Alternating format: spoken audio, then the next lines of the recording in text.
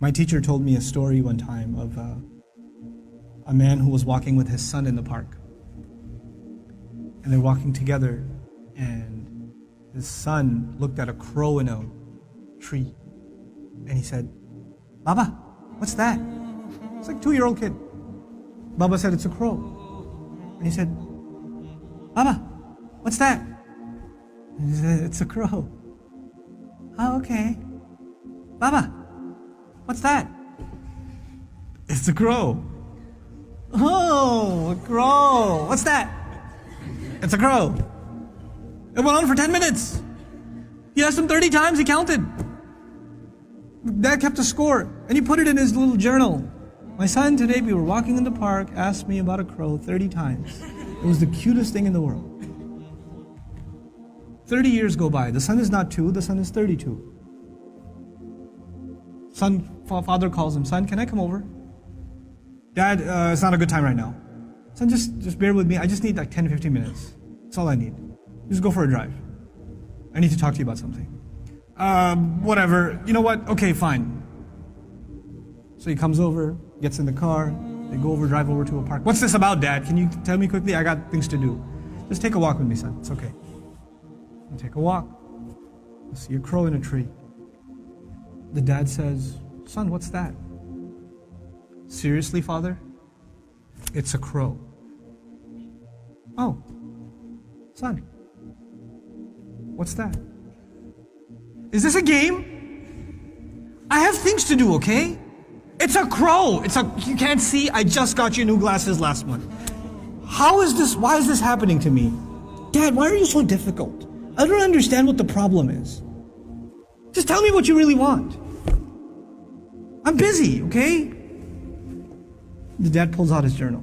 He says, "Son, this is something that happened 30 years ago. We were walking down this park. You saw a crow. And you asked me 30 times. And I gave you a smile every time. You couldn't handle twice. What are we giving our parents?" I'm not even bringing Allah into the picture. The fact that Allah mentioned Himself and then mentioned His parents is, you think about that. What have they done for us and what have we done for them? What have we done for them? How many parents leave, like their children are in ICUs and they stand there and hovering over this little glass box with a baby inside, 24 hours a day, 7 days a week, standing in a hospital, not even sitting down, standing in a hospital. Like feeding off of like vending machines. And that same kid grows up and doesn't have the time to call. That same kid. You know? How many mothers almost died giving birth? Almost died giving birth. And now it's so difficult to respond to her call. Or to just give her just a couple of minutes a day. Just let her feel a little important. You know how unfair that is, that you were the most important thing to them and they are so insignificant to you? How unfair that is? You know? They carry that pain with them every day, that I am nothing to my children. I mean nothing to them, worthless to them. You know, they have no time for me. When something is worth something to you, it gets your time. Most of you at this age, you want to just get away from your parents.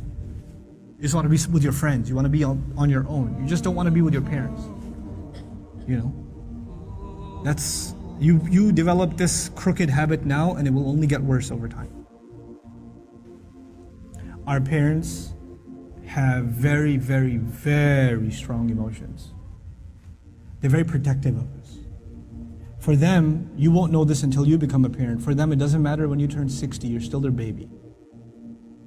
They still remember changing your diaper. They still remember feeding you milk. They still remember burping you and cleaning up after you peed in the back seat. They still remember that. You don't remember that, they remember that. My son won't remember that.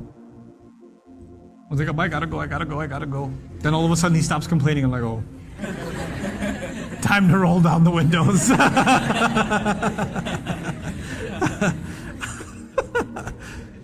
You know. Then he starts talking about what toy are we gonna get for Eid. I'm like, oh, okay.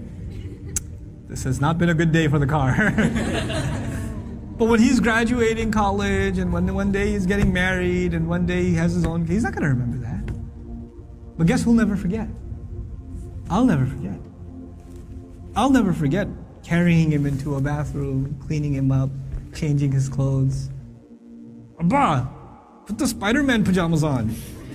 He won't remember any of that. I will. And that same kid, when he's talking back to me one day, when he's telling me, Dad, I just don't understand you, okay?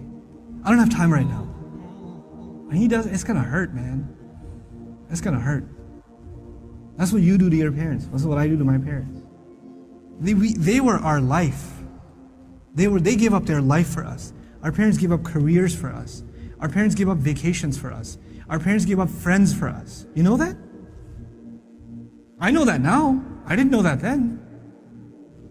They had their entire life planned until you came along. And then you became their plan. You became everything. And you have the nerve. One thing doesn't go your way. You hear one thing you don't want to hear. You snap back at them. It says, we're not even talking about Islam right now. We're just talking about decency, man, just decency. What have they done for you and what you give them back is so unfair. It is so unfair. My dad's so annoying, my mom's so this, they're always mad, they're never happy, they're this, they're that. What are you? What about you? I'm telling you, I can't say this enough times, if you don't earn your parents' du'as, nothing good will come of your life. Nothing good will come of your life if they're not happy with you. If you haven't done everything you can to make them happy. And never give them, you haven't, in all honesty, sometimes parents can be unfair. They're human beings, they can be unfair too. But if you have never, unless you have given them reason to be upset, if you've never given them a reason to be upset, then that's between them and Allah.